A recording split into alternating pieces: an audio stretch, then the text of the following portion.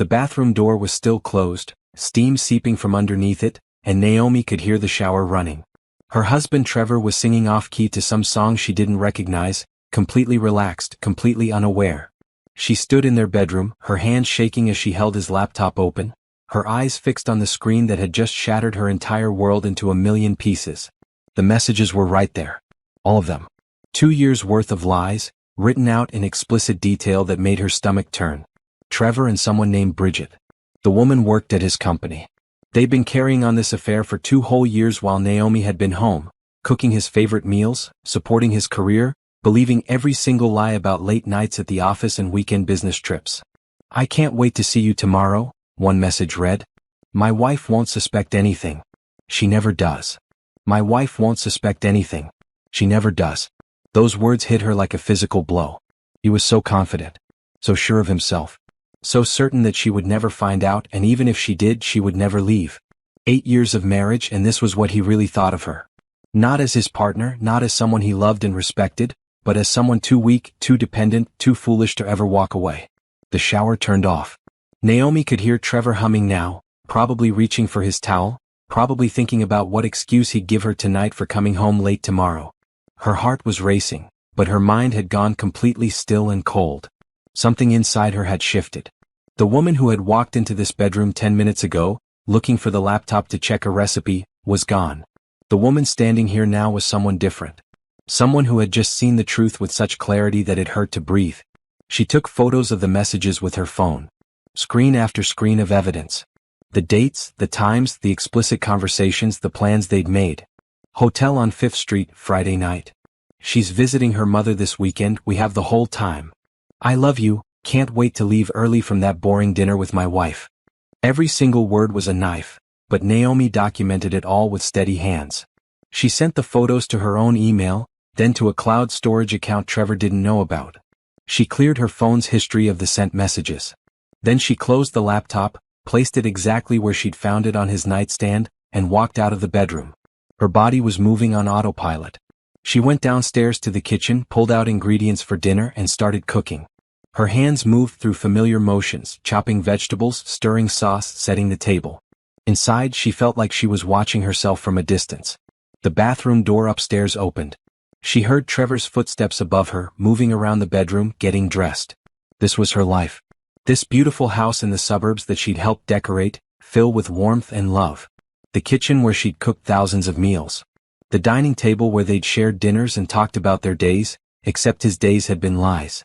All of it had been lies. Trevor came downstairs 20 minutes later, dressed in sweatpants and a t-shirt, his hair still damp. He was a good-looking man, she supposed. Tall, fit, with an easy smile that had attracted her all those years ago. That smile had hidden so much. "Something smells good," he said, walking into the kitchen and kissing her cheek like he always did. Like he was a loving husband. Like he hadn't spent the last 2 years betraying her in the worst possible way. "Just pasta," Naomi said, her voice steady. She was almost impressed with herself. "How was work?" "The usual. Long day. Lots of meetings." He grabbed a beer from the fridge and sat at the kitchen counter, watching her cook. "Johnson is being difficult about the Henderson account again. I might need to stay late tomorrow to sort it out." Tomorrow. The day he was planning to meet Bridget at that hotel. The lie came so easily to him. He didn't even hesitate. Naomi stirred the sauce and nodded, not trusting herself to speak. She'd heard this exact speech dozens of times over the past 2 years, and she'd believed every word. "You okay?" Trevor asked. "You seem quiet." She turned to look at him. Really look at him. This man she'd loved, trusted, built a life with. This man who had been living a double life while she'd been completely faithful, completely devoted. She'd turned down a promotion at work last year because it would have required more travel, and she'd wanted to be home for him. She'd given up so much, and he'd given her nothing but lies. "I'm fine," she said. "Just tired." "You worked too hard at that marketing firm," he said, taking a sip of his beer. "Maybe you should cut back your hours. We don't really need your income anyway. I make enough for both of us." There it was. The subtle dismissal of her career, her work, her contribution. He'd been saying things like this for years, and she'd never really heard it before. Never understood what he was really saying, that he didn't value what she did, that he saw her as dependent on him, that he thought she needed him more than he needed her. She served dinner in silence. They ate at the table like they had 1,000 times before. Trevor talked about his day, his coworkers, his projects. Every word out of his mouth was probably a lie. Or a half-truth. Naomi barely tasted her food. She responded when appropriate, nodded when expected, played the role of the good wife one more time. After dinner, Trevor went to watch television in the living room. Naomi cleaned up the kitchen, her movements mechanical. She washed dishes, wiped counters, put away leftovers. When everything was spotless, she went upstairs to the guest bedroom, closed the door, and finally let herself feel it. The pain crashed over her in waves. She sat on the edge of the bed, her hands pressed to her mouth to keep from making any sound. 8 years. 8 years of her life given to a man who had respected her so little that he'd carried on an affair for 2 of them. 2 years of lies, every single day. Coming home to her, sleeping next to her, making love to her, all while he was with someone else. But underneath the pain, something else was growing. Something cold and sharp and absolutely certain. She was done. She was done crying, done hoping, done being the woman who loved him more than he'd ever deserved. Trevor thought she would never leave him. He was so sure of it that he'd barely bothered to hide his affair well. He'd left those messages on his laptop, accessible with a password she knew because he trusted she would never go looking. He was wrong. Naomi pulled out her phone and started searching for divorce attorneys. She'd given Trevor 8 years of devotion. She wasn't giving him one more day. The law office of Patterson and Associates was on the 10th floor of a downtown building with floor-to-ceiling windows that overlooked the city. Naomi sat in the waiting room, her hands folded in her lap, her back straight. She'd taken a personal day from work, telling her supervisor she had a doctor's appointment. In a way she did. This was about her health, about cutting out something toxic that had been slowly poisoning her life. Ms. Bennett? A woman in her 50s with kind eyes and a professional smile appeared in the doorway. I'm Rebecca Patterson. Please come in. The attorney's office was neat and organized, with law books lining one wall and degrees framed on another. Rebecca gestured to a comfortable chair across from her desk, and Naomi sat down, clutching her purse in her lap. Thank you for seeing me on such short notice, Naomi said. Of course. You mentioned on the phone that you're considering divorce. Rebecca pulled out a legal pad and pen. Why don't you tell me about your situation? Naomi took a breath and began. She told Rebecca everything. The 8 years of marriage, the discovery of the affair, the messages she'd found, the evidence she'd already gathered. She pulled out her phone and showed the attorney the screenshots she'd taken. As she talked, something strange happened. Her voice grew steadier, stronger. Saying it all out loud made it real, made her decision concrete.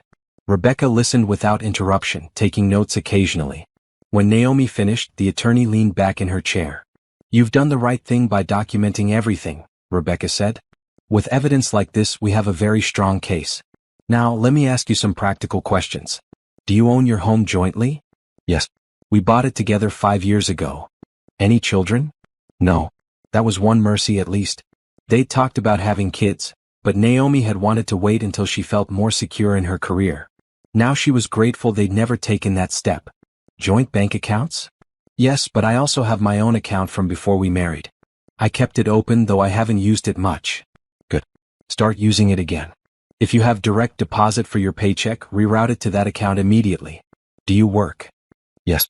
I'm a senior marketing coordinator at Cole Industries. Rebecca's eyebrows rose slightly. The Cole Industries? That's a solid company. How long have you been there? 6 years. I started as an assistant coordinator and worked my way up. Excellent. That will work in your favor. You have an established career and income independent of your husband. What does he do? He's a regional sales manager at Premier Tech Solutions. He makes about $90,000 a year. I make $65,000. Rebecca made more notes. This is all very helpful. Here's what I recommend. We file for divorce on the grounds of adultery. With the evidence you have, this should be straightforward. You'll want to request an equitable division of assets. Given that you've both contributed to the marriage financially and you have proof of his infidelity, you have a strong position. I don't want anything from him, Naomi said suddenly. I just want out. Rebecca gave her a firm look. I understand you're hurt and angry, but don't make decisions based on emotion. You've been married for 8 years. You've contributed to this marriage. Financially, emotionally, and in every other way. You're entitled to your share of the marital assets. That house you live in? You helped pay for it. The furniture, the savings, everything you've built together? You have every right to half of it. Naomi hadn't thought about it that way. She'd been so focused on the betrayal, on getting away from Trevor, that she hadn't considered the practical side of things. "You're right," she said quietly. "I also recommend that you don't tell your husband about this yet. Not until we have all our documentation in order and we're ready to serve him with papers. Can you do that? Can you go home and act normally while we prepare?" Could she? Naomi thought about the past 3 days since she'd found those messages. She'd gone to work, come home, cooked dinner, made conversation, slept in the same bed as Trevor. She'd done it all while feeling like she was made of glass, like one wrong move would shatter her completely. But she'd done it. "Yes," she said. "I can do that." "Good.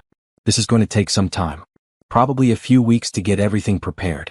In the meantime, I need you to gather more documentation. Bank statements, tax returns, any records of joint assets. Make copies of everything. Don't take originals that he might notice are missing. Can you do that?" "Yes." "And Naomi?" Rebecca leaned forward, her expression serious. "I want you to do something else. I want you to start thinking about what you want your life to look like after this is over. Not what you're leaving behind, but what you're moving toward. This divorce is going to be hard, but it's also an opportunity. You're going to rebuild your life. Start thinking about what that life looks like." Naomi left the attorney's office an hour later with a folder full of documents to read and sign, a list of things to gather, and a strange sense of purpose she hadn't felt in years. Rebecca was right. This wasn't just about ending her marriage. It was about starting something new. She drove back home, but instead of going inside right away, she sat in her car in the driveway and pulled out her phone. She opened her work email and started scrolling through messages she'd ignored while she was drowning in her personal crisis. There was one from 2 weeks ago that caught her eye. All staff meeting, new strategic initiative. Attendance mandatory. Tuesday 10 a.m. She'd been at that meeting, but she'd barely paid attention. She'd been thinking about Trevor, wondering if he was telling the truth about a business dinner he'd mentioned. Now she opened the follow-up email that had gone out afterward. "We're looking for team members to lead high-impact projects for our Q4 campaign. If you're interested in taking on additional responsibility and showcasing your skills to senior leadership, please submit a proposal by Friday." That was tomorrow. Naomi had completely missed the deadline. Or had she? She checked the time. It was only 2 in the afternoon. She opened her laptop, still sitting in her car, and started typing. For the next 2 hours, Naomi worked on a proposal for a marketing campaign she'd been thinking about for months but never had the courage to suggest. It was ambitious, creative, and exactly the kind of thing that could get her noticed by upper management. By the time she finished, the sun was setting and her fingers ached from typing, but she had a 10-page proposal that she was actually proud of. She hit send at 4:57, 3 minutes before the office closed. Then she took a deep breath, grabbed her things and went inside her house. Trevor was already home, which was unusual. He was in the living room, tie loosened, looking at his phone with a small smile. Texting Bridget, probably. "You're home late," he said without looking up. "I had some errands to run." Naomi set her purse down and went to the kitchen. "Are you hungry?" "I ate already." Grabbed something on the way home. He still hadn't looked up from his phone. There was a time when that would have hurt her feelings. When she would have felt guilty for not being home to make him dinner, for not being available when he wanted her. Now she felt nothing but a cold sense of relief. She made herself a sandwich, ate it standing at the counter, and then went upstairs.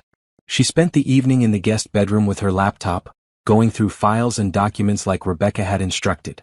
Bank statements, mortgage papers, investment accounts. She copied everything to a secure cloud drive. Trevor never came to check on her.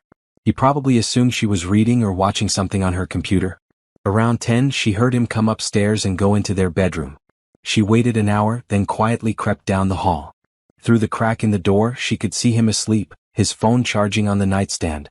She went back to the guest room and finally let herself sleep. The next morning, Naomi woke up at 6, got dressed in one of her best work outfits, and left the house before Trevor was even awake. She stopped at a coffee shop, bought herself an expensive latte she normally would have skipped, and arrived at work 30 minutes early. At 9 a.m., her supervisor called her into his office.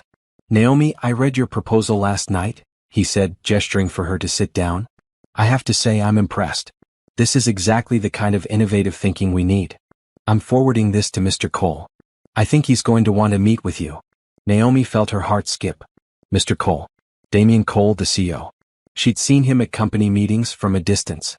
He was known for being brilliant, demanding, and completely focused on excellence. Thank you, she managed to say. Don't thank me yet. If he likes this, you're going to be working directly with his office on implementation. That's a lot of pressure. Are you ready for that? For the first time in days, Naomi smiled. A real smile. Yes, she said. I'm ready. 3 weeks passed in a blur of activity. Naomi threw herself into work with an intensity that surprised everyone around her, including herself. The proposal she'd submitted had not only reached Damien Cole's desk but had impressed him enough to fast-track it into development. She'd been assigned to lead a small team on what the company was calling the Quantum Campaign, a complete overhaul of their marketing strategy for the upcoming fiscal year. At home, she played her role perfectly. She cooked when Trevor expected it, kept the house clean, responded to his comments with appropriate words. But inside she was counting down the days. Rebecca had told her the divorce papers would be ready by the end of the month. Naomi had gathered every piece of documentation the attorney had requested. She'd even opened a new bank account at a different bank and started funneling small amounts of money into it, building up a safety net. Trevor noticed nothing. He was too busy with his affair. She'd watched him lie to her face at least a dozen times since that first discovery. Business dinners that didn't exist. Late nights at the office when his car was parked outside a hotel downtown. Weekend golf trips with colleagues who, when she'd casually mentioned them at a company party, had looked confused and said they hadn't seen Trevor in months. Each lie made her more certain of her decision. Each betrayal strengthened her resolve. She wasn't angry anymore. She was focused. Naomi, do you have a minute? She looked up from her computer to see her supervisor standing in her cubicle doorway. Behind him was someone else. Someone who made her pulse quicken with professional anxiety. Damien Cole stood there in an immaculate dark suit, his presence commanding even in the casual office environment. He was tall, probably in his late 30s, with dark eyes that seemed to take in everything at once. She'd seen him at company meetings, always from afar, but up close he was even more imposing. Mr. Cole wanted to discuss the Quantum Campaign with you personally, her supervisor said, stepping aside. Naomi stood up quickly, smoothing down her skirt. Of course.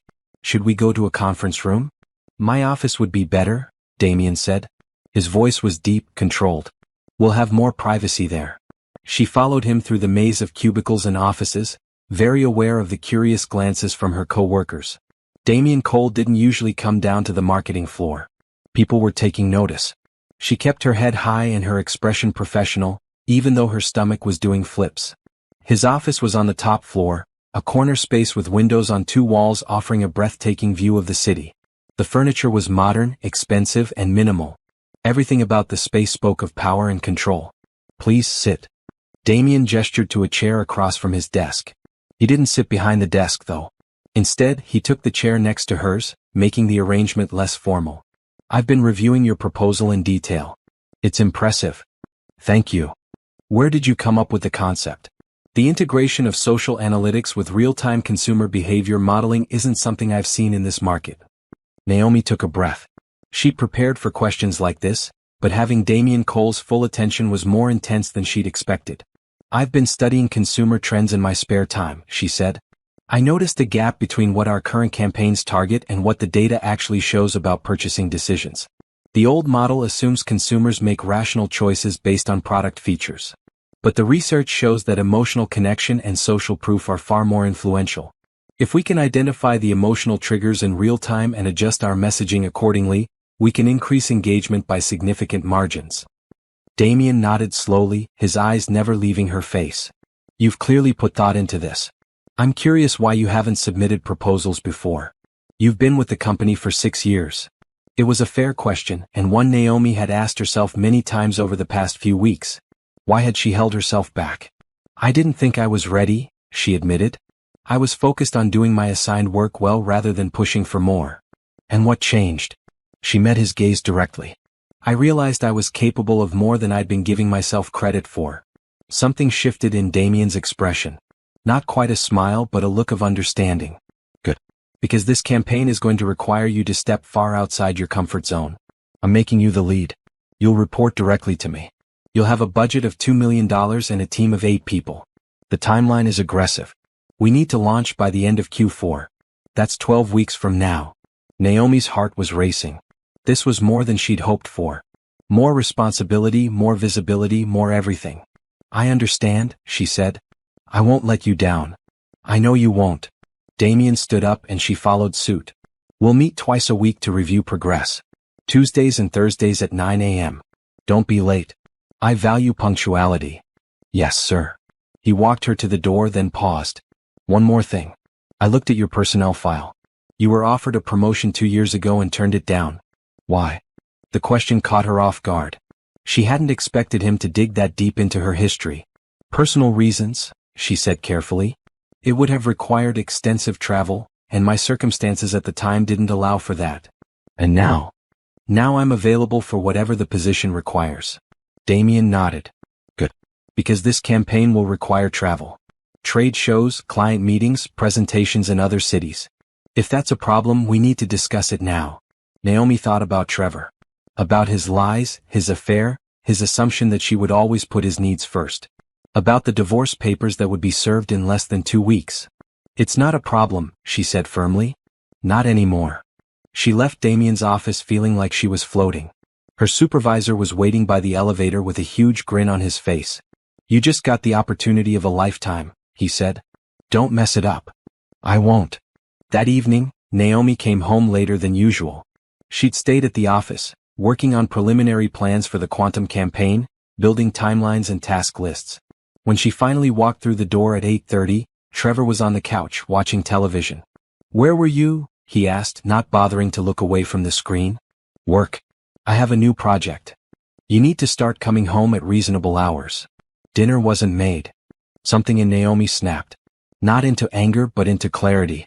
She looked at this man, sprawled on the couch in their living room, complaining that she hadn't cooked his dinner while he'd been carrying on an affair for 2 years. The absurdity of it was almost funny. Order takeout, she said calmly and walked upstairs.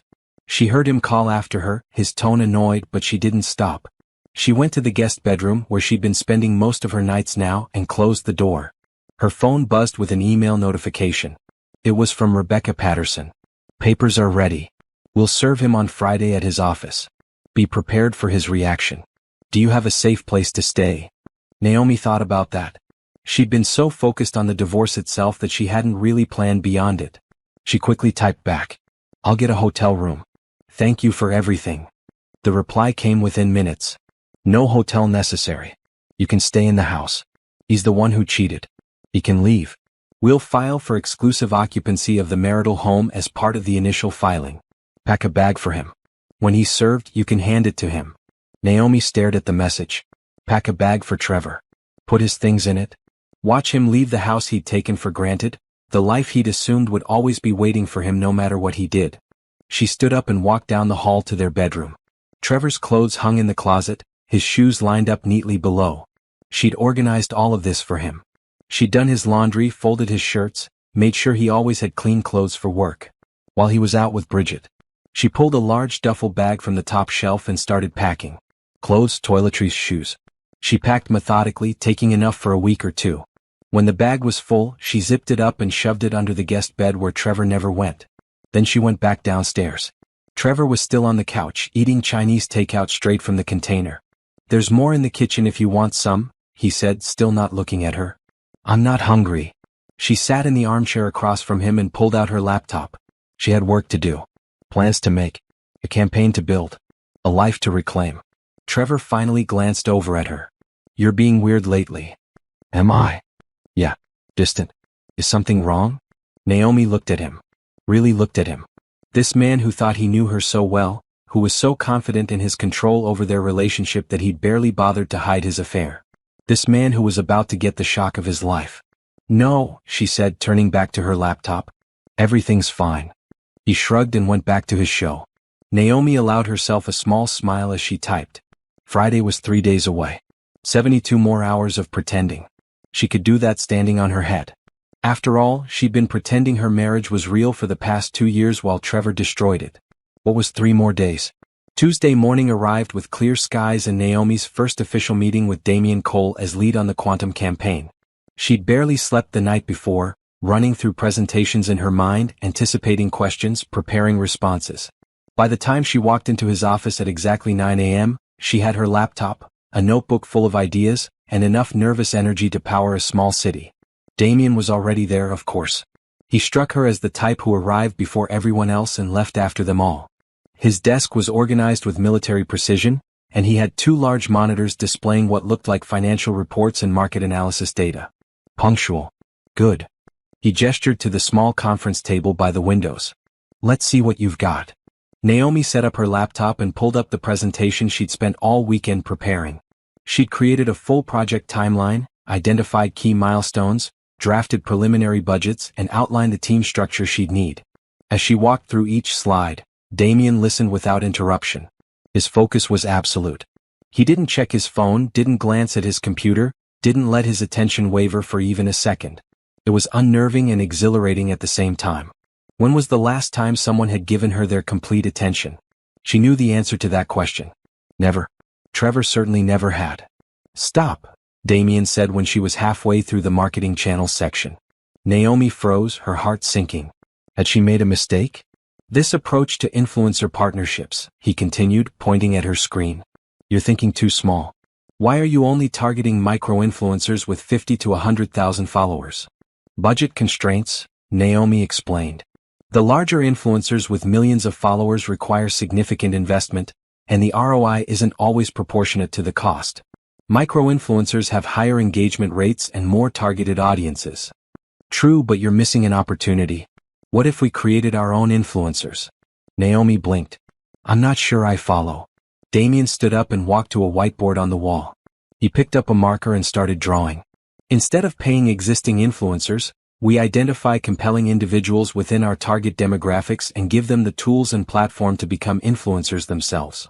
We provide the content, the training, the support. They become brand ambassadors who are genuinely invested in our success because we've invested in them. As he talked, Naomi's mind started racing. He was right. It was brilliant.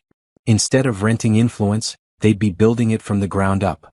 The authenticity would be undeniable, and the long-term value would far exceed traditional influencer partnerships.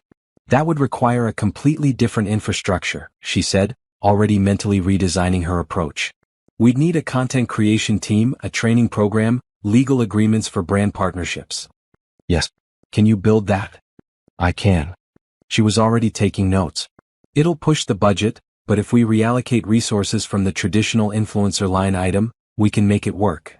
Damien set down the marker and looked at her with something that might have been approval. This is why I greenlit your proposal. You don't just accept limitations. You find ways around them. They worked for another 2 hours, completely redesigning sections of the campaign. Damien challenged every assumption, pushed back on every conservative estimate, and forced Naomi to think bigger than she ever had before. It was exhausting and energizing all at once.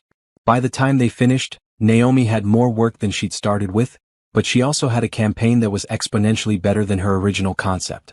Same time Thursday, Damien said as she packed up her laptop. And Naomi? I want you to start thinking about the team you'll need. You have carte blanche to recruit from within the company. If you need someone from another department, let me know and I'll make it happen. Thank you, Mr. Cole. Call me Damien. We're going to be working closely together. Formality will just slow us down. She nodded, trying to ignore the flutter in her stomach that had nothing to do with professional excitement. Damien Cole was her boss. This was work.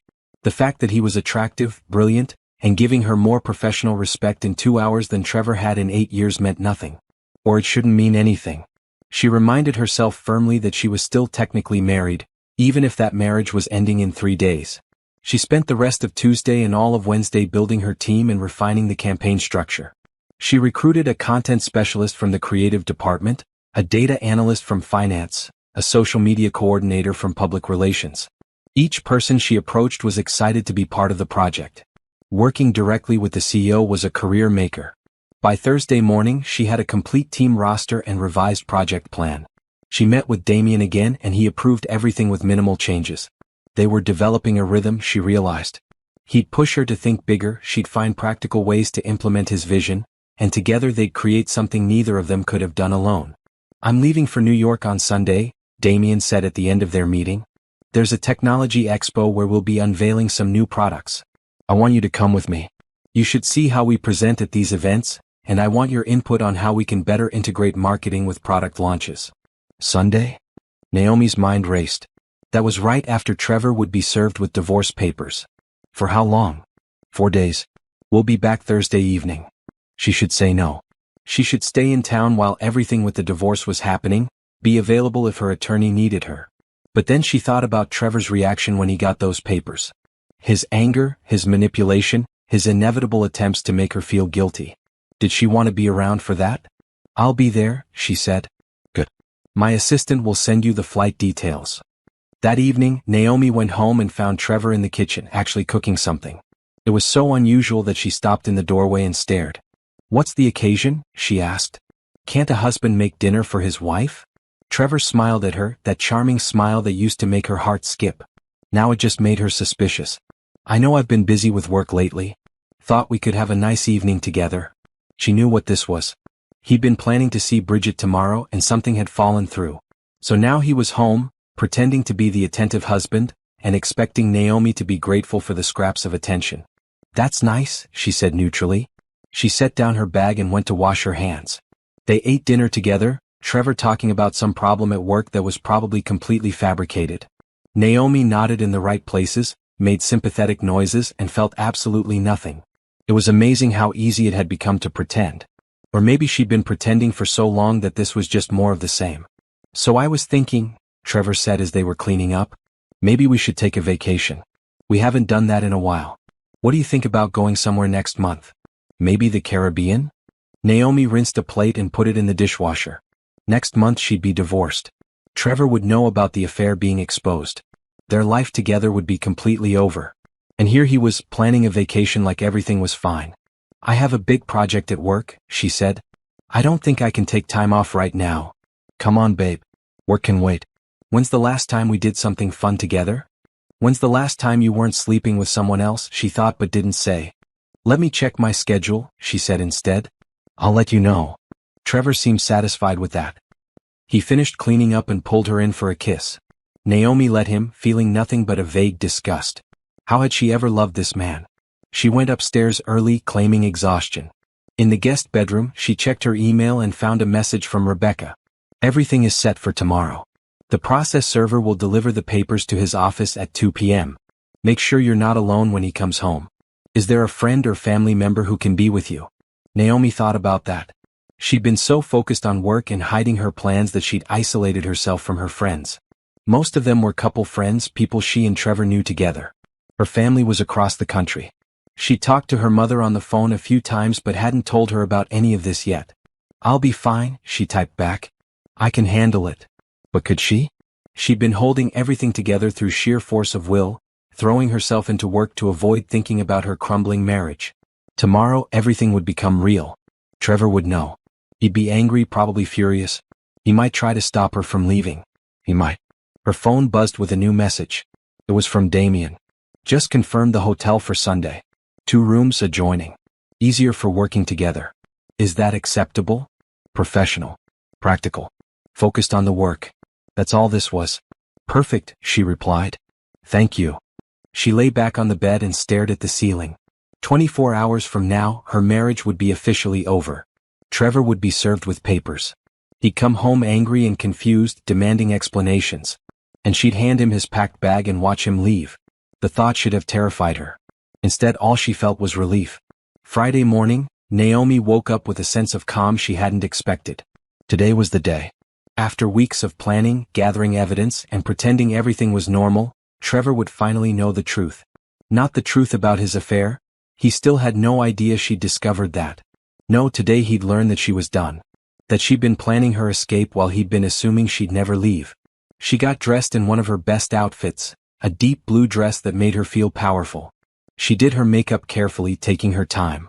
When she looked in the mirror, she saw someone different from the woman who discovered those messages 3 weeks ago. That woman had been broken, devastated. This woman was ready.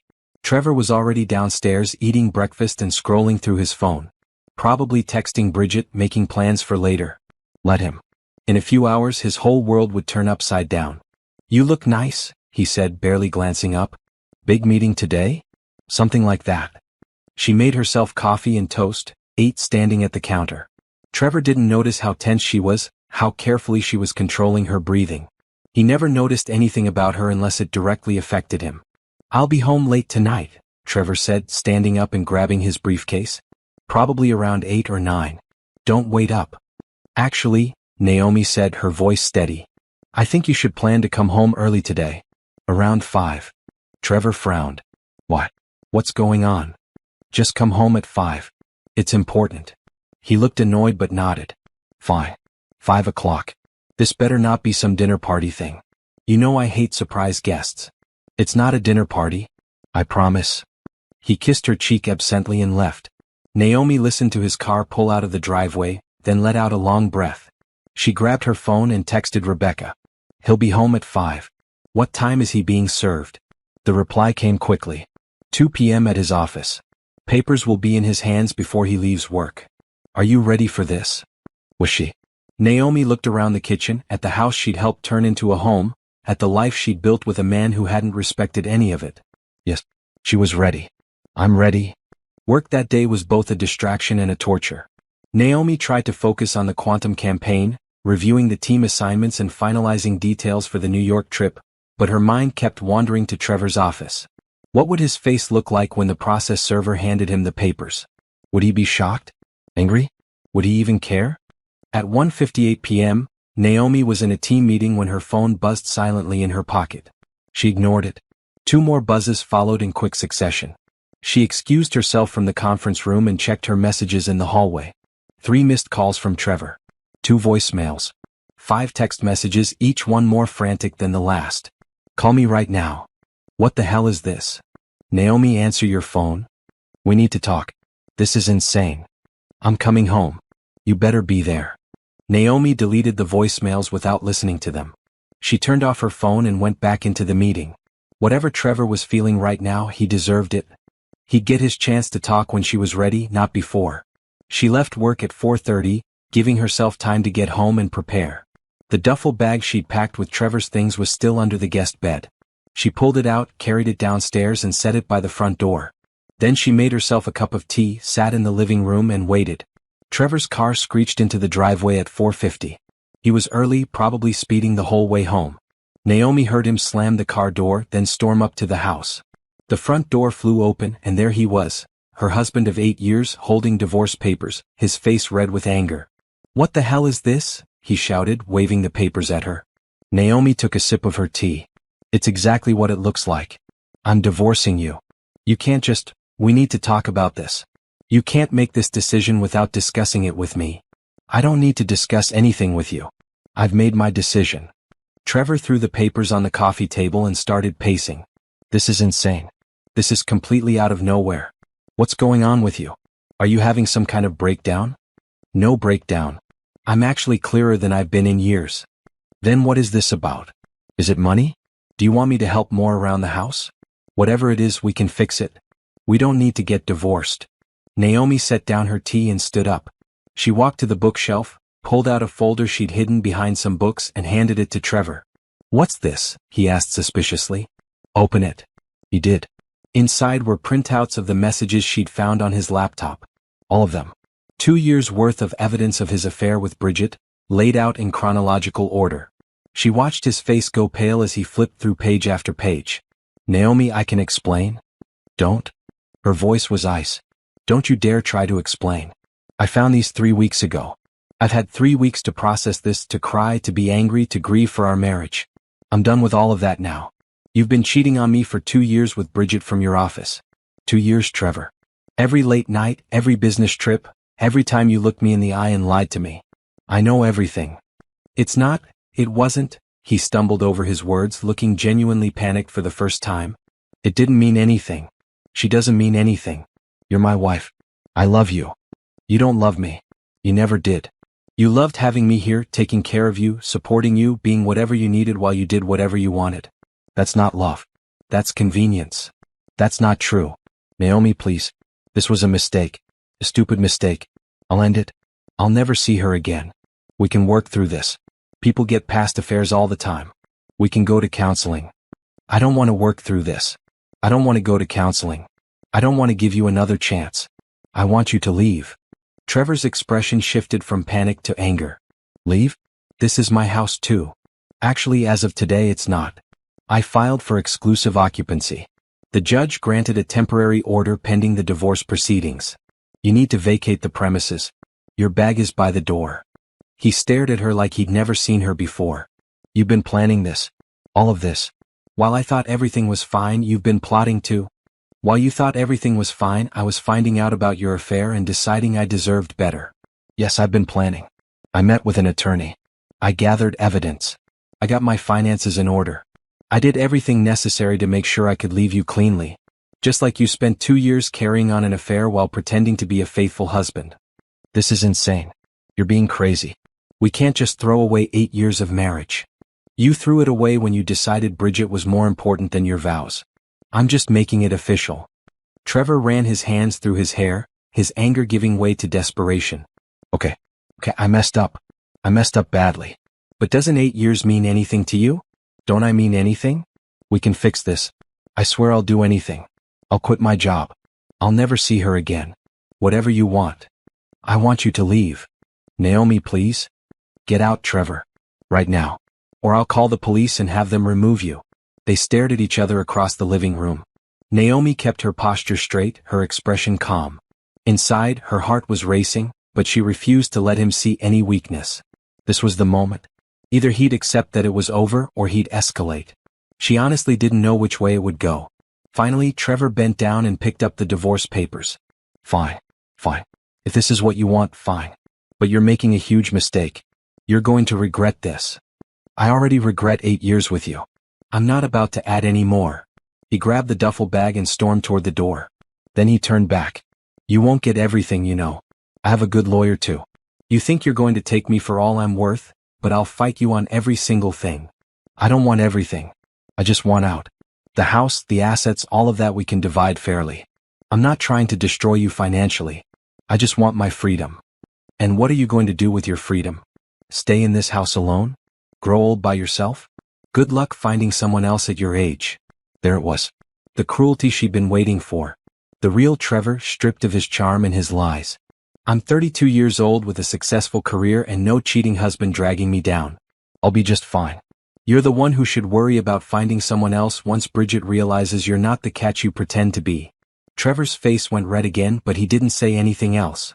He walked out, slamming the door hard enough to rattle the windows. Naomi heard his car start, heard him peel out of the driveway. Then silence. She stood in the living room for a long moment, processing what had just happened. Her husband was gone. Her marriage was over. The life she'd known for 8 years had ended in a 15-minute confrontation. And she felt free. The weight that had been pressing on her chest for weeks suddenly lifted.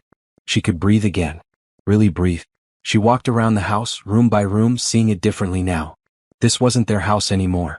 It was her house. Her space. Her fresh start.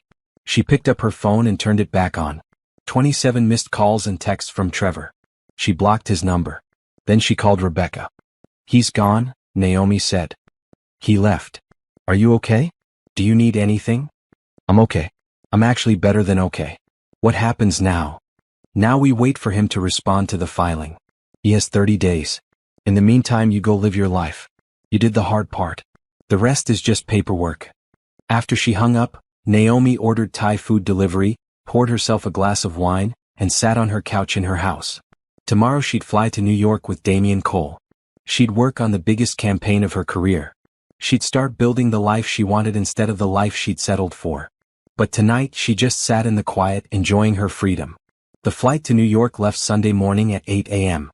Naomi arrived at the airport an hour early, a habit from her marriage when Trevor always insisted on excessive buffer time for everything. Now, sitting in the departure lounge with a coffee and her laptop, she realized she didn't have to operate on anyone else's schedule anymore. You're here early. She looked up to see Damian approaching with just a carry-on bag in his briefcase. Of course he'd pack light. Everything about him suggested efficiency. I hate rushing, she said. Good. So do I. He sat down beside her, maintaining a professional distance but close enough that she could smell his cologne. Subtle, expensive. Did you review the briefing materials I sent? They spent the wait and most of the flight discussing the tech expo, the product launches Cole Industries would be showcasing, and where the quantum campaign could integrate. Damian was demanding but not condescending. He listened to her ideas, challenged her assumptions, and built on her suggestions. It was exhilarating. The hotel was in Midtown Manhattan, a sleek building with a modern lobby. As Damian had mentioned, they had adjoining rooms. His assistant had arranged them on the executive floor.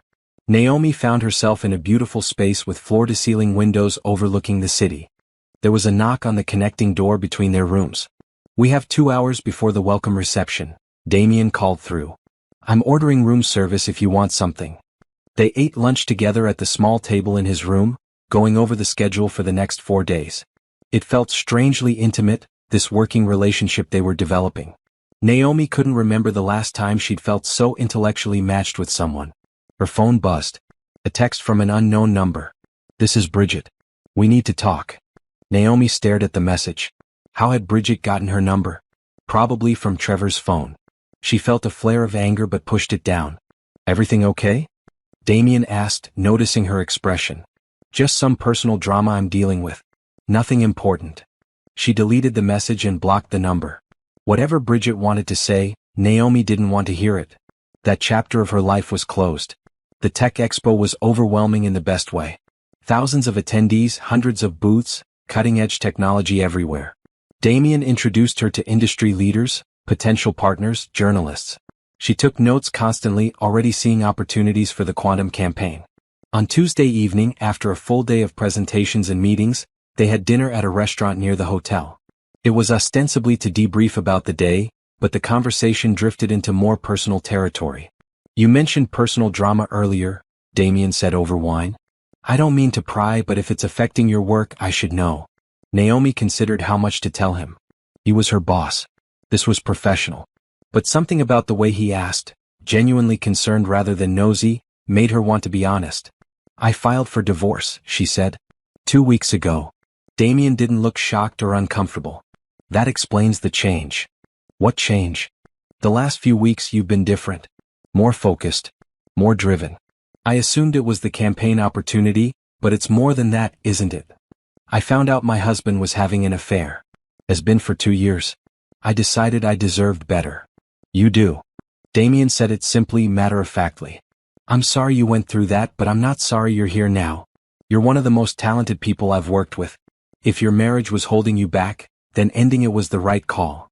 It was probably the least romantic thing anyone had ever said about her divorce, but somehow it was exactly what she needed to hear.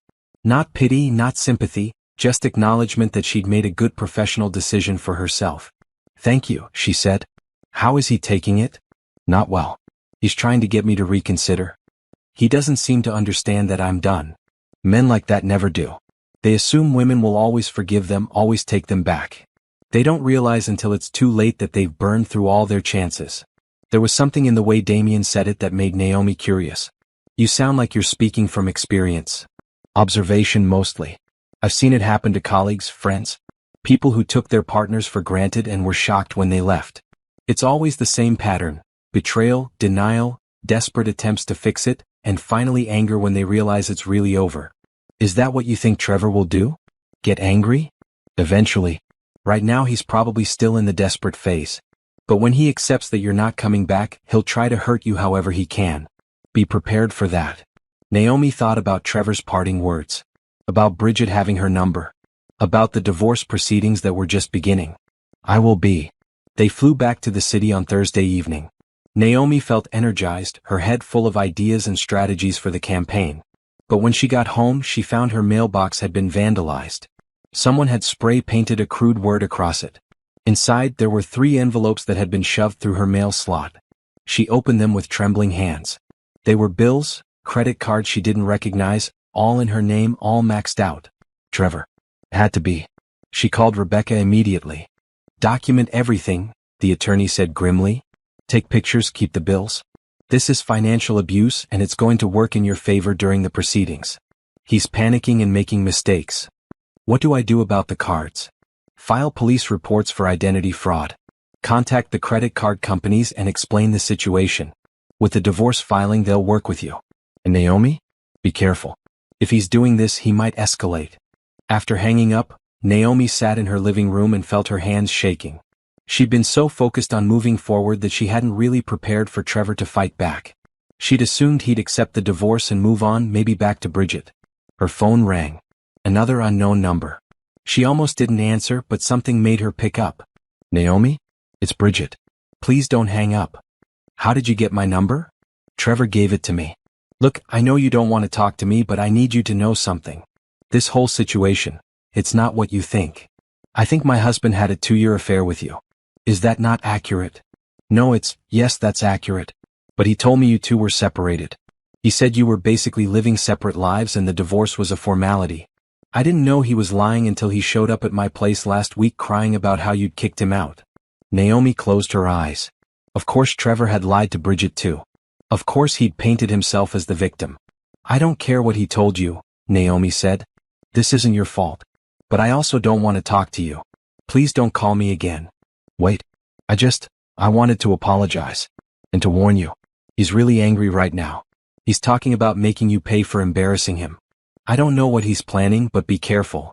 The line went dead. Naomi sat there processing. Bridget sounded genuinely concerned. Maybe she'd been manipulated by Trevor just like Naomi had been. But that didn't change anything. Naomi didn't want revenge on Bridget. She didn't want anything to do with either of them. She spent the rest of the evening securing her house, checking locks, considering a security system. She filed police reports online about the credit card fraud. She forwarded everything to Rebecca. When she finally went to bed, exhausted, her phone buzzed one more time. A text from Damien. Great work this week. Team meeting Monday at 9 to debrief. Get some rest. Professional. Appropriate. But somehow comforting. She had work to focus on. She had a campaign to build. She had a future that didn't include Trevor. She'd get through this. She'd already gotten through the worst part. Everything else was just noise. The weeks after New York blurred together in a whirlwind of productivity. Naomi threw herself into the quantum campaign with single-minded focus, and the results were remarkable. The team she'd assembled worked seamlessly together. The influencer creation program Damien had suggested was exceeding all projections. Early test campaigns were showing engagement rates triple the industry standard. Trevor continued his harassment. More fake credit cards appeared. He created social media accounts in her name posting bizarre content. He called her workplace pretending to be a client with complaints. Each time, Naomi documented everything and forwarded it to Rebecca. Each time, Trevor was building the case against himself. He's making this easy, Rebecca said during one of their check-ins. Most divorces involve some level of he said she said. But your husband is creating a paper trail of harassment and fraud. When we go before the judge, this is going to be straightforward. The divorce proceedings moved slowly as these things did. Trevor had hired an attorney who was trying to drag everything out, probably hoping Naomi would get tired and settle for less. But Naomi wasn't backing down. She wanted her fair share and she was willing to wait. At work, things were different. The quantum campaign was becoming the talk of the company. Senior executives from other departments started attending their team meetings. Damien included Naomi in strategy sessions that were usually reserved for vice presidents. She was being noticed, and not just for this one project. You've done exceptional work, Damien told her one evening as they reviewed quarterly projections. They were in his office long after everyone else had gone home. It was becoming a habit, late nights working together, bouncing ideas off each other, pushing each other to think bigger. Thank you. I couldn't have done it without the team. And your guidance. Don't sell yourself short. The team executes your vision. And I've guided plenty of people who couldn't do what you're doing. He paused, studying her. I'm recommending you for a promotion. Director of Strategic Marketing. It comes with a significant raise and a seat at the executive table. Naomi's heart skipped. Director? But I've only been lead on this project for 2 months. And in those 2 months, you've delivered results that some people don't achieve in years. You're ready. Unless you don't think you are? No, I am. Thank you. This means everything to me.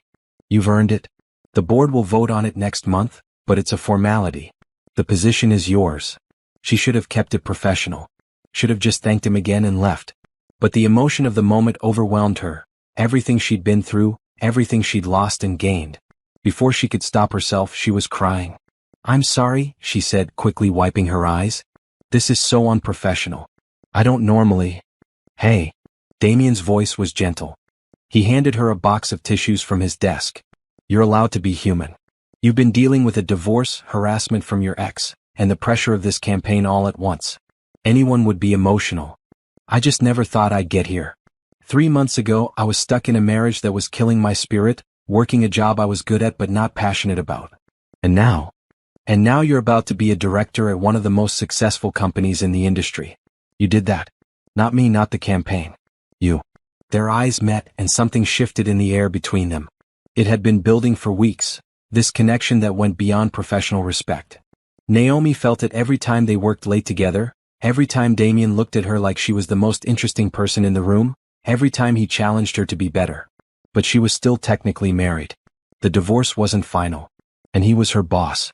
I should go, she said, standing up quickly. It's late. Naomi. Damien stood too. I want you to know that I respect you immensely. As a colleague, as a professional. Whatever is happening here, we don't have to act on it. Not now. Not until you're ready. I don't know what you mean. Yes, you do. And so do I. But I'm patient. I can wait until your divorce is final, until you've had time to process everything you've been through. I'm not going anywhere. She wanted to deny it. To maintain the professional fiction that this was just about work. But she couldn't lie to him and she couldn't lie to herself. My divorce should be final in about 6 weeks, she said quietly. The court date is set. Then I'll see you at work tomorrow, director-to-be. Get some rest. She left his office feeling like she was floating. She had a promotion coming. She had a future that excited her. And she had someone who respected her enough to wait until she was ready. When she got home, there was a letter taped to her door. Not mailed, hand-delivered. She recognized Trevor's handwriting on the envelope. Inside was a single page handwritten. Naomi, please. I know I messed up. I know I hurt you. But we can fix this. I've been going to therapy. I've ended things with Bridget completely. I quit my job so I'd never have to see her again. I'm doing everything you asked for. Please just talk to me. Give me one chance to prove I've changed. I love you. I always have. Trevor. She read it twice, then crumpled it up and threw it in the trash. He'd quit his job? That was his choice. She hadn't asked him to do anything because she wasn't interested in reconciliation. He could go to therapy, could change his entire life, and it wouldn't matter. She didn't want him back. Her phone rang. A number she didn't recognize. She answered cautiously. Naomi Bennett? A woman's voice, professional. Yes. This is Detective Sarah Morrison with the police department. We've been investigating the credit card fraud and harassment complaints you filed. We have enough evidence to press charges against Trevor Bennett. I wanted to inform you before we proceed.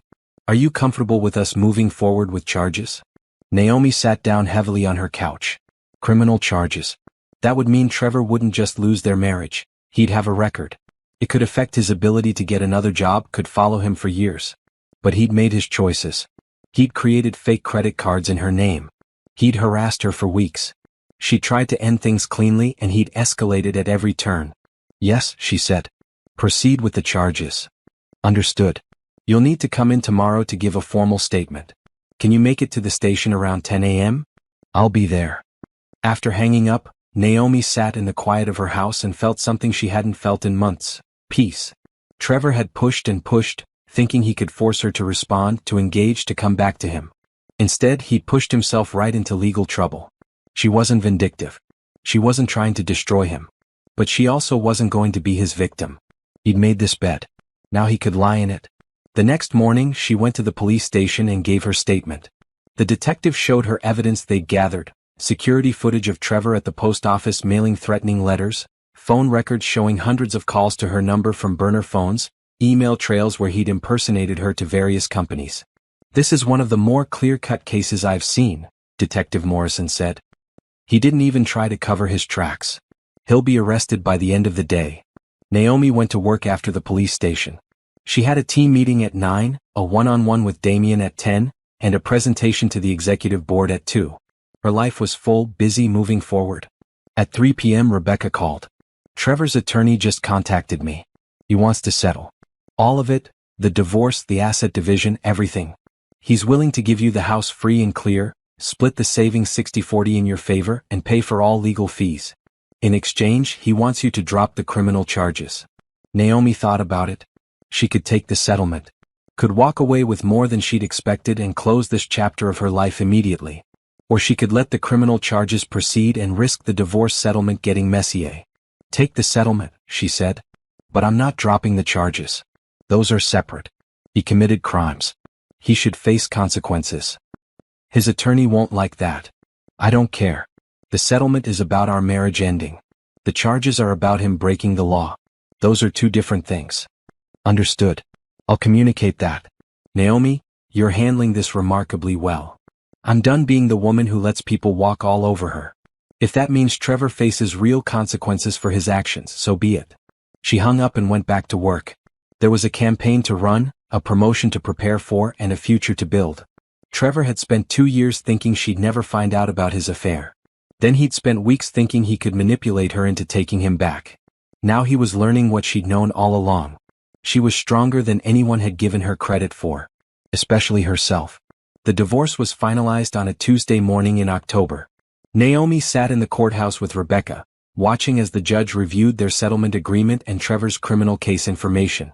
Trevor was there too, at the opposite end of the courtroom with his attorney, looking defeated and angry. They didn't make eye contact. The court finds the settlement agreement to be fair and equitable, the judge said, signing the papers. The marriage between Naomi Bennett and Trevor Bennett is hereby dissolved. Ms. Bennett, you retain ownership of the marital home. The asset division will proceed as outlined. Mr. Bennett, you have 30 days to remove any remaining personal effects from the property. Just like that, it was over. 8 years of marriage ended with a signature and a gavel. Naomi walked out of the courthouse feeling lighter than she had in years. The morning air was crisp and cool, autumn beginning to turn the trees gold and red. Congratulations, Rebecca said, shaking her hand. You're officially free. Thank you. For everything. I couldn't have done this without you. You did all the hard parts yourself. I just filed the paperwork. What's next for you? I start my new position as Director of Strategic Marketing next week. And I'm going to live my life on my own terms. They parted ways and Naomi drove to work. She was technically off for the morning to handle the court appearance, but she didn't want to sit at home. She wanted to be productive, to keep moving forward. When she got to the office, Damien was waiting in the lobby. I thought you weren't coming in until this afternoon, he said. Court finished early. I wanted to work. Or we could celebrate. He held up a paper bag from a nearby cafe. Coffee and pastries. My treat. Unless you'd rather dive into spreadsheets. Naomi smiled. Coffee sounds perfect.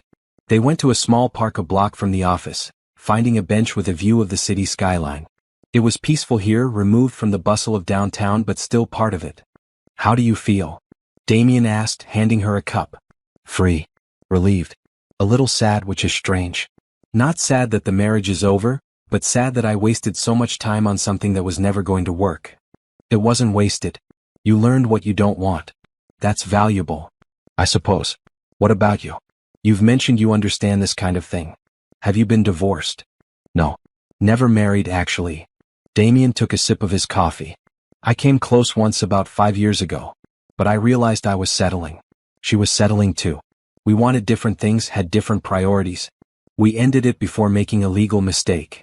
Do you regret it? Not even a little. She's married to someone else now, has kids, seems happy. We both got what we needed by being honest about what wasn't working.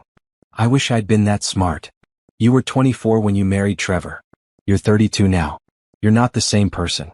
Give yourself credit for recognizing when something isn't working and having the courage to change it. They sat in comfortable silence for a while, drinking coffee and watching the city move around them. Naomi felt something shifting inside her. The last piece of armor she'd been wearing finally falling away. She wasn't married anymore. She wasn't defined by being someone's wife. She was just herself, with all the possibilities that came with that freedom. Can I ask you something? She said. Always. What you said that night in your office. About waiting. Did you mean it? Damien turned to look at her, his expression serious. Every word. I'm divorced now. I know. So what happens now? That's up to you, Naomi. I'm not going to pressure you or rush you. You've been through hell these past few months. If you need time, I understand. If you want to keep things professional, I respect that. But if you're asking whether I'm interested, yes, I am. Very much so. Her heart was racing. She'd been telling herself for weeks that this attraction was just misplaced gratitude or loneliness, or the excitement of working on a challenging project together. But it was more than that. Damien saw her, really saw her, in a way Trevor never had. He challenged her, respected her, treated her as an equal. And she felt drawn to him in a way that was both thrilling and terrifying. I don't want to make another mistake, she said quietly. I don't trust my judgment right now. Then trust mine. I think you're brilliant, capable, and stronger than you give yourself credit for. I think we work well together. And I think we could be good for each other outside of work too. But only if you want that. Only if you're ready. What if I'm not ready? What if I need more time? Then I wait. I told you I'm patient. Naomi looked at him. This man who had somehow become central to her life in just a few months. Who had given her opportunities she'd never dreamed of. Who had shown her what respect looked like. Who was willing to wait for her to be ready. I don't want you to wait, she heard herself say. I've spent enough of my life waiting for the right time, the right moment. I'm ready now. Are you sure? No. But I don't think I'll ever be completely sure. And I'm tired of letting fear make my decisions. Damien smiled then, a full genuine smile she'd rarely seen from him. Then how about dinner? Tonight. Not a work dinner. An actual date. A date? Naomi repeated, testing the word. I haven't been on a date in almost 9 years. Good thing I have plenty of experience with first dates then. Oh really? And how many first dates have you been on? Enough to know that this one is going to be different. They finished their coffee and walked back to the office together. Naomi felt like she was floating, like everything that had been weighing her down had finally lifted. She had a job she loved. She had a future full of possibilities. And she had someone who was interested in her for exactly who she was, not who she could be for them. That evening she went home and stood in her house now, not theirs, and looked around with fresh eyes. It was time to make this space truly hers. She started making plans to redecorate, to remove the last traces of her marriage and create something new. When Damien picked her up at 7, she was wearing a dress she'd bought that afternoon, something bright and bold that the old Naomi would have been too self-conscious to wear. You look amazing, he said. I feel amazing. They went to a small Italian restaurant she'd never been to, sat at a corner table and talked for hours. Not about work, not about her divorce, just about life. Their childhoods, their dreams, their favorite books and movies and places they wanted to travel. Naomi couldn't remember the last time she'd had a conversation like this. Easy, engaging, fun. When he walked her to her door at the end of the night, Damien didn't try to kiss her. He just smiled and said, "Same time next week?" Absolutely. She watched him drive away, then went inside and called her mother for the first time since the divorce had started. Mom? It's me. I have so much to tell you. They talked for 2 hours. Naomi told her everything, the affair, the divorce, the new job, Damien. Her mother listened without judgment, offering support and love and pride in how Naomi had handled everything. I'm so happy for you, honey, her mother said. You deserve all of this. You always have. I'm glad you finally see it. When Naomi hung up, she felt complete in a way she'd never experienced before. She wasn't running from something anymore. She was running toward something. A life she'd chosen. A future she was excited about. A person she was proud to be. Trevor had thought she'd never divorce him. He'd been wrong about that and about so many other things. The best part? She didn't think about him anymore. Not with anger or regret or pain. He was just a chapter that had closed, making room for the story she really wanted to tell. 6 weeks after their first date, Naomi stood in her newly redecorated living room and barely recognized it. The heavy furniture Trevor had insisted on was gone, replaced with lighter pieces and colors she actually liked. The walls had been repainted from beige to a soft blue-gray. Plants filled the corners, bringing life and color into the space. This was her home now, filled with things she'd chosen. Her relationship with Damien had developed slowly, carefully. They'd been on 8 dates, each one revealing more layers of compatibility. He'd met her mother during a video call. She'd met his sister who lived in the city. They'd kept their relationship private at work, maintaining professionalism during business hours. But everyone knew. The way they looked at each other in meetings, the easy partnership they'd developed, it was obvious to anyone paying attention. The Quantum campaign had officially launched the previous week to massive success. Engagement rates were exceeding projections by 40%. 2 major industry publications had already reached out for interviews about their innovative approach. The company's stock had jumped 5 points on the strength of the campaign alone. Naomi had everything she'd ever wanted professionally. And personally, she was happier than she'd ever been. Then Trevor showed up. It was a Saturday afternoon. Naomi was reading on her couch when she heard knocking at the door. Persistent, urgent knocking. She looked through the peephole and her stomach dropped. Trevor stood there, looking disheveled and desperate. Naomi, I know you're in there, he called out. Please. I just need to talk to you for 5 minutes. 5 minutes and I'll leave. I promise. She considered not answering. She could call the police. There was a restraining order as part of his criminal case that said he wasn't supposed to come within 100 feet of her. But something in his voice made her pause. He didn't sound angry. He sounded broken. Against her better judgment, she opened the door but didn't invite him in. "You're not supposed to be here. You're violating the restraining order." "I know. I'm sorry. I needed to see you. To talk to you face to face one last time. You look terrible." His clothes were wrinkled, his hair uncombed. He'd lost weight and there were dark circles under his eyes. "Can I just come in for a minute?" "No. Whatever you need to say it from there." Trevor took a shaky breath. "I messed up. I know that. I've known it for months. I threw away the best thing that ever happened to me and I'm paying for it now. The criminal charges, I have a record now. No one will hire me. Bridget won't even return my calls. I'm living in a one-bedroom apartment that costs half my unemployment check. Everything is falling apart." Naomi felt no satisfaction in hearing this. Just a distant pity. "I'm sorry you're struggling," she said. "But that's not my problem anymore." I know it's not. I'm not here to ask for your help or your forgiveness. I'm just here to tell you, I see it now. Everything you tried to tell me about respect and partnership and real love. Didn't understand any of it when we were married. I took you for granted every single day and I thought that was okay because you were my wife and you'd always be there. I was an idiot." "Yes, you were. I heard you're dating your boss, Damian Cole." Naomi stiffened. "How did you know that?" "I still talk to a few people who work at your company. They mentioned seeing you two together outside work. I wanted to be angry about it, but I can't be. Not really. Because I did this. I pushed you away. I made you stop loving me. And now you found someone who actually deserves you." This was surreal. Trevor had spent months harassing her, trying to manipulate her into coming back. Now he was here, accepting defeat? "Why are you really here, Trevor?" "I'm moving. To another state. I got a job offer in Colorado, something in sales again. It's not great, but it's a fresh start. I'm leaving next week and I wanted to see you one last time before I go. To apologize. To tell you that you were right about everything. And I don't know. Get closure, I guess." "You want closure?" "I want to stop hating myself for losing you. I want to be able to move on. And I can't do that if the last time we saw each other was in that courtroom with you looking at me like I was nothing." Naomi studied him. This broken, desperate man was the person she'd loved for 8 years? The person she built a life with? It felt like looking at a stranger. "I don't hate you," she said finally. "I don't feel anything about you at all, Trevor.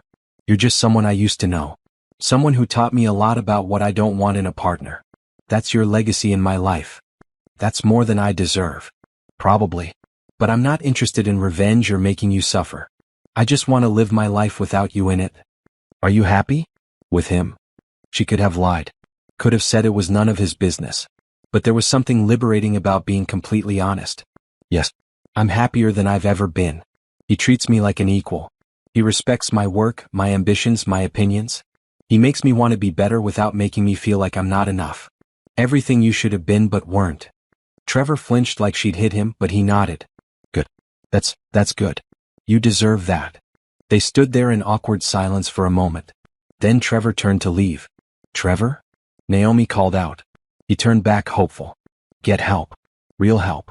Therapy or whatever you need. Not for me, for yourself. Figure out why you sabotage good things. Because if you don't, you'll just keep making the same mistakes with the next person." "I will. I promise. And Naomi, thank you. For everything you did try to make our marriage work. I know I never appreciated it, but I do now." He walked to his car and drove away. Naomi watched until his taillights disappeared, then closed her door. She felt nothing. No sadness, no anger, no regret. Just a quiet certainty that this chapter was finally, truly over. She texted Damian. "Trevor just showed up. Don't worry, I'm fine. He's moving away. It's done." The reply came within seconds. "Are you okay?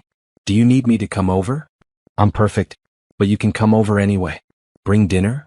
An hour later, Damian arrived with Thai food and a bottle of wine. They ate on her new couch and she told him about Trevor's visit. "How do you feel?" Damian asked. "Relieved. Like I finally closed a book I'd been reading for too long. I don't love him anymore. I don't even remember what loving him felt like. That's how you know you've truly moved on." She leaned against him, feeling safe and content. "I never thought I'd be here. 6 months ago, I was trapped in a marriage that was killing my spirit. Now I have everything I want. Career I love. A home that's actually mine. You did all that yourself. I just happened to be smart enough to recognize how incredible you are."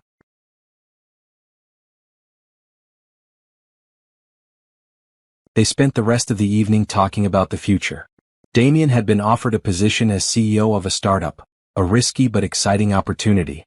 He was considering turning it down to stay at Coal Industries. "Don't," Naomi said. "If it's something you want, do it. I'm not going to be the person who holds you back from your dreams. It would mean long hours, lots of uncertainty. We've only been together for a few months. I don't want to jeopardize this." "You won't. I'm not going anywhere. We'll figure it out together." He kissed her then, soft and sweet. "I love you.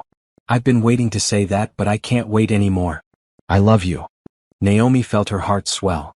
She thought she'd known love with Trevor, but this was different. This was partnership, respect, equality. Two whole people choosing each other every day. "I love you too." They stayed up late, making plans and dreaming about the future. When Damien finally left around midnight, Naomi stood at her window and looked out at the city lights. She'd thought revenge meant making Trevor suffer for what he'd done. But real revenge was this: living well, being happy, showing him what he'd lost and never getting back. She was thriving. And Trevor was gone, moving to another state to start over, carrying the weight of his mistakes with him. Justice, it turned out, didn't always look like punishment. Sometimes it just looked like success. 6 months later, Naomi stood in front of a floor-length mirror in her bedroom, adjusting the lapels of her new suit. Today was the industry awards ceremony, and the Quantum campaign had been nominated for innovation in marketing. Whether they won or not, she was proud of what her team had accomplished. The doorbell rang.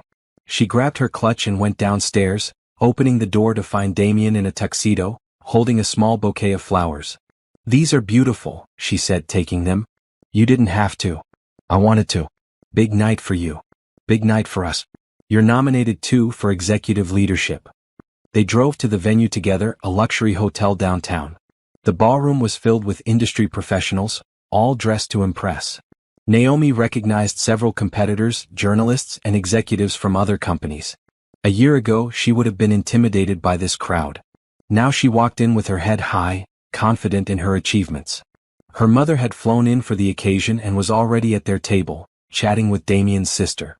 They'd both become close over the past months, bonding over their shared love for the two people who'd found each other against all odds.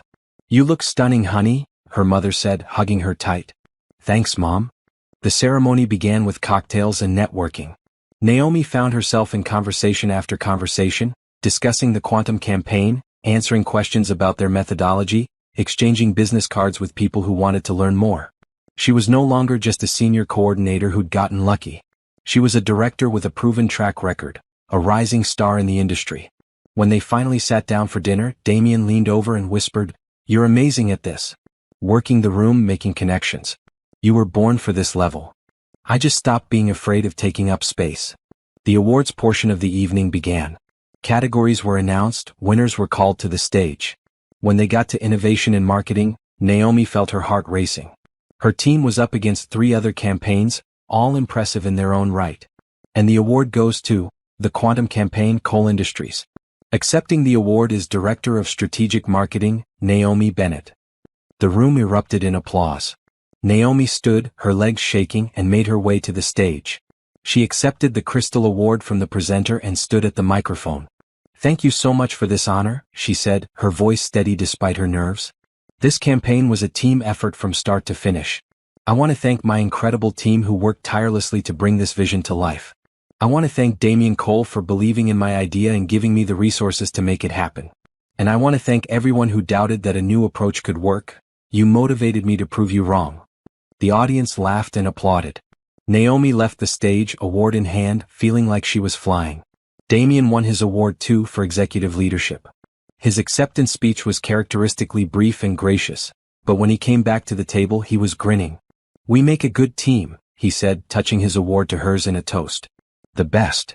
Later that night, after the ceremony had ended and they'd celebrated with drinks and dancing, Damien drove Naomi to a spot overlooking the city. They sat on the hood of his car, looking at the lights spread out below them. "I have something to tell you," Damien said. "Should I be worried?" "I hope not. I took the CEO position at that startup. I start in 2 weeks. Naomi felt a flash of surprise but not concern. "That's amazing. You're going to be incredible. I wanted to tell you first. It's going to mean long hours, especially at the beginning. Less time together. I know that's not ideal, but..." "Damien." She took his hand. I support you 100%. We'll figure it out. We always do. That's what I love about you. You never try to hold me back. You push me forward. Because I'm not afraid of you succeeding. Your success doesn't diminish mine. He pulled her closer, kissing her under the stars. Move in with me. Naomi pulled back, surprised. What? Move in with me. I know it's fast, but we're together most nights anyway. And I want to wake up with you every morning. Not just sometimes. Every day. She should probably say they needed more time. Should probably be cautious after her divorce. But Naomi was done living cautiously. She'd learned that life was short and opportunities were precious. Yes, she said. Yes, I'll move in with you. They stayed on that hill for another hour, talking about logistics and timelines and the future. When they finally drove back to her house, Naomi felt a sense of rightness she'd never experienced before. This was what partnership looked like. Two people supporting each other, celebrating each other, building something together without either one diminishing the other. 3 weeks later, Naomi stood in her empty house, the last of her boxes loaded into a moving truck. She'd sold the house to a young couple just starting their lives together. She hoped they'd fill it with better memories than she and Trevor had. As she locked the door for the last time, her phone buzzed. A text from an unknown number. Naomi, this is Trevor. I know I shouldn't reach out, but I wanted you to know I saw the news about your award. You deserved it. Congratulations on everything. I hope you're happy.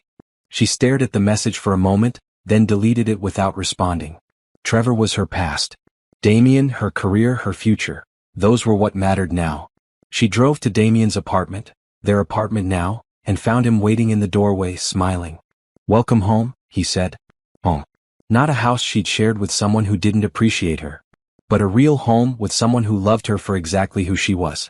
Naomi had started this journey thinking about revenge, about making Trevor pay for what he'd done. But she'd learned something important along the way. The best revenge wasn't making someone suffer.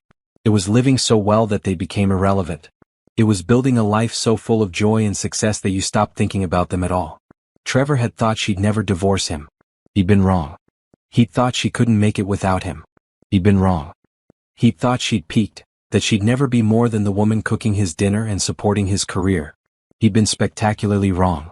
And now, as Naomi walked into her new home with the man who truly loved her, carrying an award that recognized her brilliance, she realized something.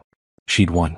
Not because she'd destroyed Trevor's life, that had been his own doing, but because she'd built a life so incredible that what Trevor thought or did or felt simply didn't matter anymore.